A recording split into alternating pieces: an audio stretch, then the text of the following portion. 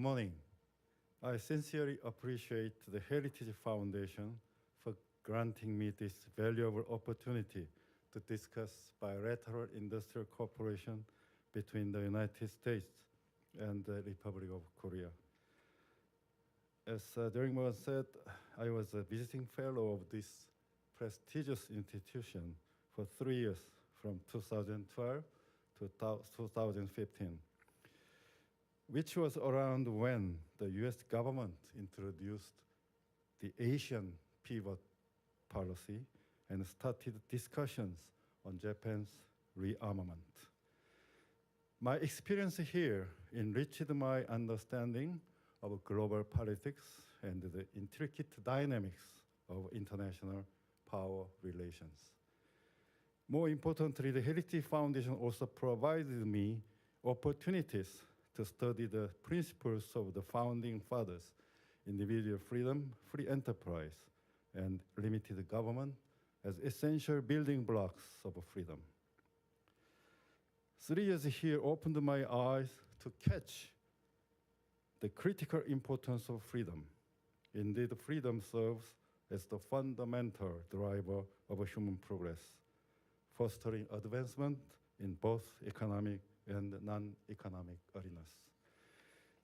The dramatic transformation in human lifestyle during the 19th century and the 20th century were driven by innovations such as petroleum, electricity, home electronics, telephone, automobiles, computer, internet, and airplane, which were all developed in the United States of America.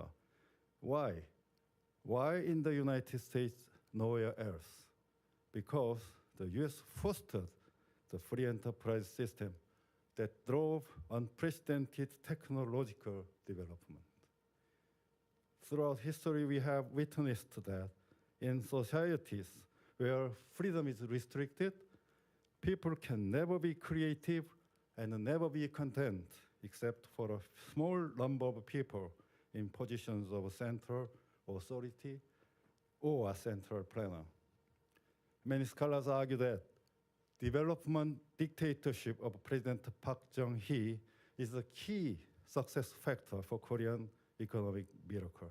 But this perspective is not complete. The miracle of Han River was made possible thanks to President Park's full commitment to the free enterprise system. He even went further by providing tax credit and subsidies to Korean enterprises to enhance their international competitiveness. Therefore, I firmly believe freedom has shaped today's Korea just as freedom has shaped today's America. So at this moment, I feel obliged to say something. The sublime sacrifice of young Americans who dedicated their invaluable lives during the Korean War to protect our freedom will be remembered as long as Korean nation exists on this planet. Meanwhile, a wave of populism is on the rise. In many democratic nations, many politicians try to put equality before freedom. While populism may look sweet, it is a dangerous trap. Alexis de Tocqueville, in his masterpiece book, Democracy in America, warns that excessive emphasis on equality can degrade democracy, even lead to a new type of despotism. With that in mind, as chairman and president of the Korea-American Association, I assure you that Korea will stand by the US as a faithful ally. Korea is also prepared to stand shoulder to shoulder with the US to fight together, even if that means a bloody struggle, in order to uphold freedom for the coming generation of the two great nations. Now, turning to today's topic of bilateral industrial cooperation, it is evident that Korea and the US are naturally strong partners.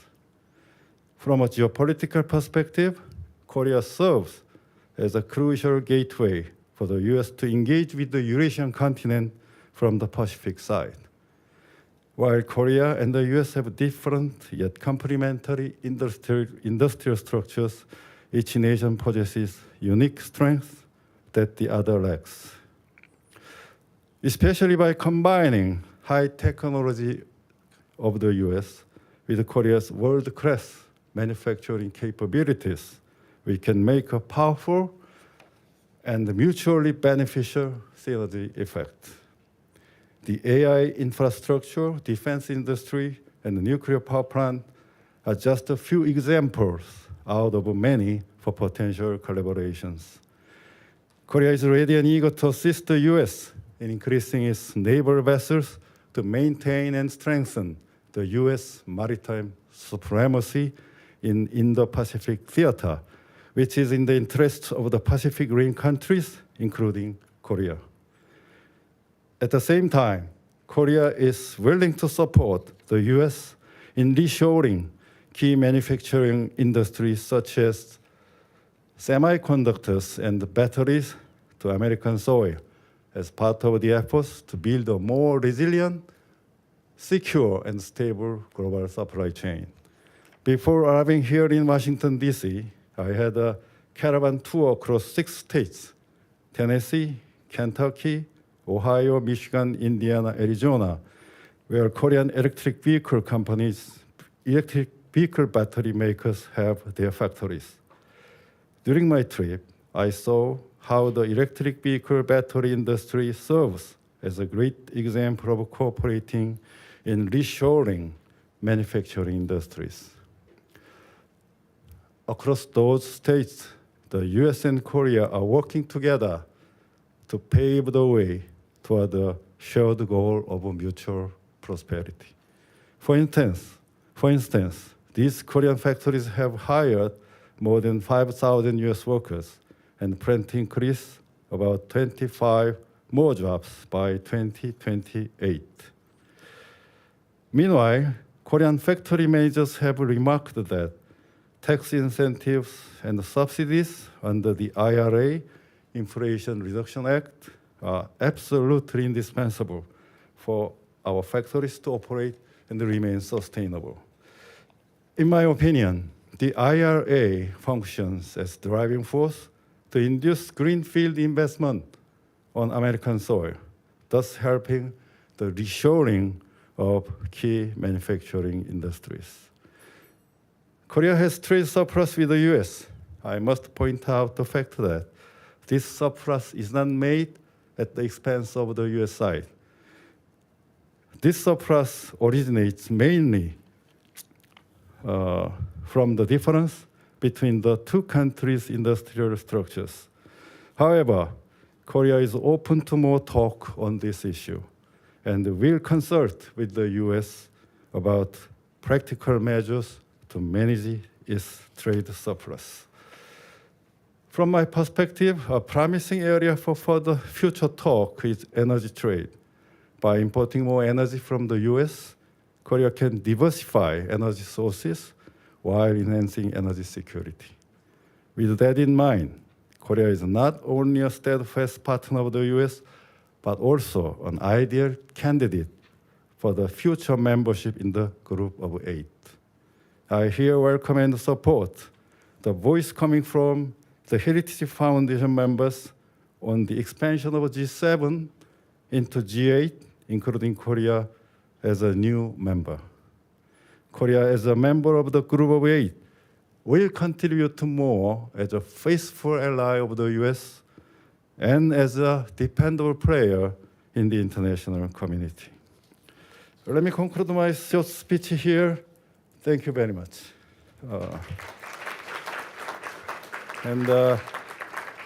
Let me give you some very brief PowerPoint presentation on today's issue.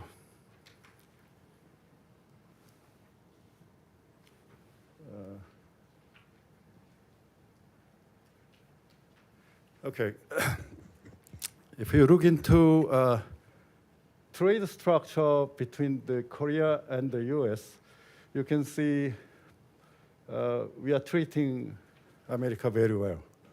The number one destination of US beef exports is Korea. And also number one destination of US LNG exports is also Korea. And Korea's imports of US energy is increasing with the time, as you see in the third diagram.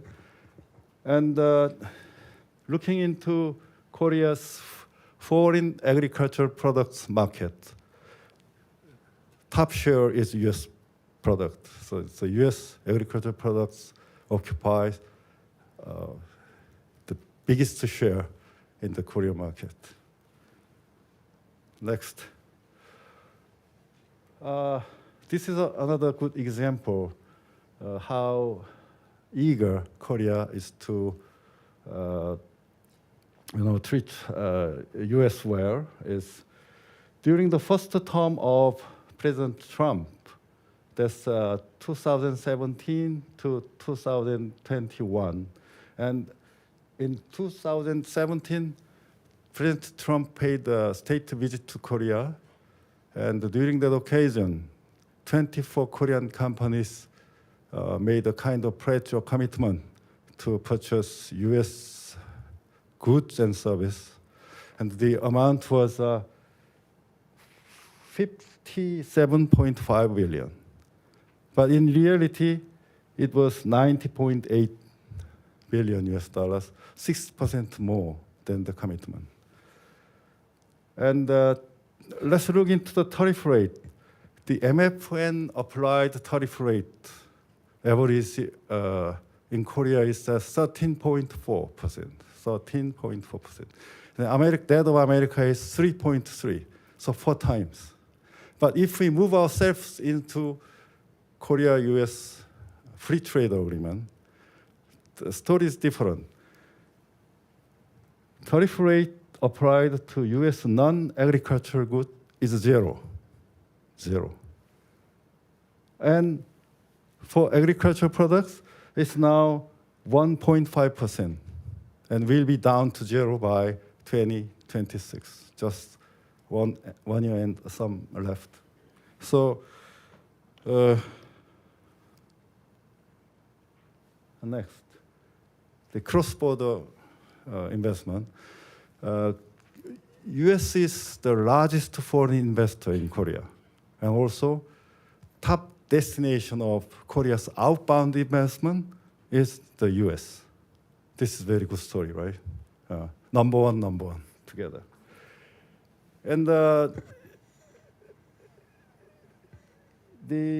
our automobile company Hyundai is investing 25 billion US dollars, and also our Samsung Electronics and SK Hynix is investing into semiconductor factories in America, and the amount investment size is 43 billion US dollars. And our 3 electric vehicle battery companies have 14 projects across 7 states, and the investment size is 56 billion. And through this investment, Korean companies are creating high-quality jobs, and the number of jobs is 830,000 jobs. That's the statistic of 2023, so we expect more. And this revitalizes regional economy. So at the right below corner, thank you, Jesus, for bringing Kia to our town. There's a sign at the home in Georgia, the yard of home in Georgia. Thank you, Jesus, for bringing Kia to our town. That's a good story. And let's look into shipbuilding. So now let's check one by one the promising area for bilateral industrial cooperation. Shipbuilding, sure. World top 1 to 3 companies are all Korean companies, right? And they have a world-class technologies and building skills for ships, commercial or military together. But now there is a legal barrier for Korean companies to build military Navy vessels for America. There is a law against it. But now 2 senators from Utah states submitted a bill saying trusted allies country can build naval vessels for America. And the definition of trusted ally is number 1, NATO member countries, and also the country with mutual defense treaty. So Korea is included. That's very fortunate. And defense. The Korea's science and technology level is placed at 8th place globally. And according to GFP, Global Fire, GFP, placed Korea at 5th. But this is not correct because this excludes nuclear weapons, so just conventional weapons. Global Firepower, GFP, places Korea at the number 5. So let me give you a good example of a bilateral cooperation in defense area between the 2 countries. That is FA-50, Fighting Eagle. This was made by cooperation between KAI, and Lockheed Martin, the American famous company. And this FA-50 was sold to 4 foreign countries, Malaysia, Iraq, Philippines, and recently Poland. And this is light fighter bomber is first generation or 4.5 generation fighter bomber, but this is very cost effective and have good functionalities and compatibility with the US weapon system. And you may say that many countries have 5th generation fighter bomber, 4.5 fighter bomber. How this nearly 4th generation fighter bomber is useful in the field? You think about the patrol flight. You patrol your sky borderline. You don't have to use 5th generation fighter bomber to do that job. Very expensive. And also, if you are from the military, you may understand the cross-air support. When infantrymen are fighting to take height or something, the artillery fire for preparation, attack preparation, and also cross-air support. The fighter bomber strike the enemy on the height. So this is very good for that. You don't have to use 5th generation fighter bomber for that job. This is good for that. And in the real battlefield, the Filipino army is using this airplane for the cross-air support. Artificial intelligence. As you know very well, Korea is producing a memory chip, the highest quality memory chip. And this is also very necessary to have good AI infrastructure. So Korea can play a role there.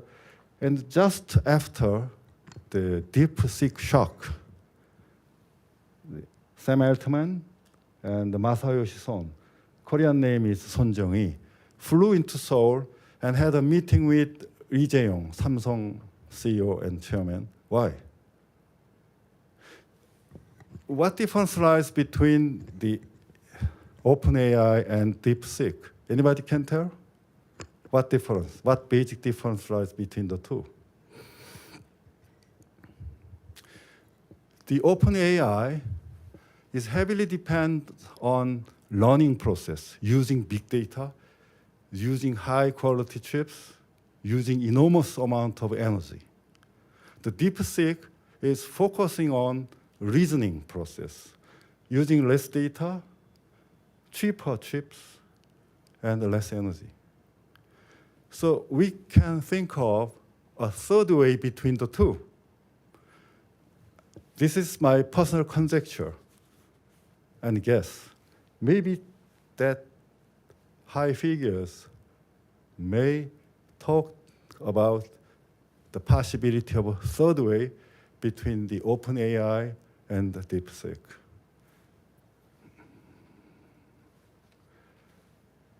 Nuclear power. This is, I think, one of the most promising areas for bilateral cooperation. The US has highest technology in the area of nuclear power, and Korea has built 30 nuclear power plants inside and outside Korea, and has accumulated experience and building skill. So I hope that many style of cooperation will be in the future, especially in the European area. Because of the Ukrainian war, the European countries realized that too much dependence on Russian gas supply is very, very risky. So they are thinking about an alternative energy source, and that is nuclear power plant. Energy. After the shale revolution, America becomes the main producer country of the fossil fuel energy, gas and oil. Korea is prepared to cooperate with the US. We will import more energy from the US, as I said in my speech. That is good for Korea because we can diversify our energy sources, and that means dependence on the US supply means more energy security. So, and the President Trump said in his recent address that Korea is interested in LNG project in Alaska. Yes, we are very much interested in that project.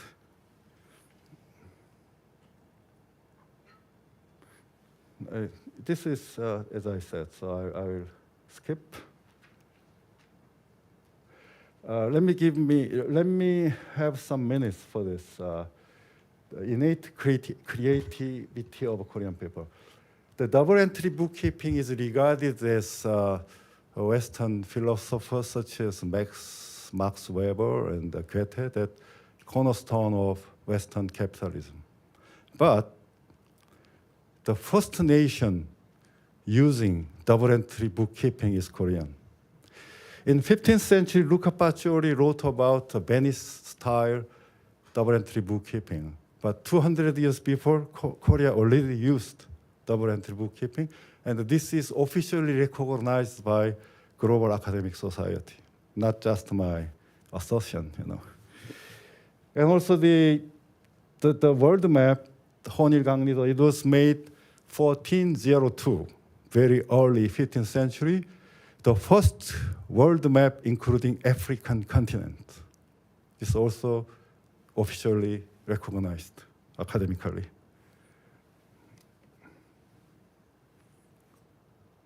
And most importantly, all prototypes of fire powder weapons came from Korea. Far right side is a rocket. In 15th century, shooting range is 2 miles. So it can hit the enemy 2 miles away, the prototype of rocket. And this machine gun, 40 shots in streak. 40 shots in streak. The machine gun, prototype of machine gun. And canister fire, shrapnel cannon, in pistol, all were developed in 15th century and 16th century in Korea. So that means Korean people has innate creativity. So that is a basic asset for the bilateral cooperation. Let me stop here. Thank you very much.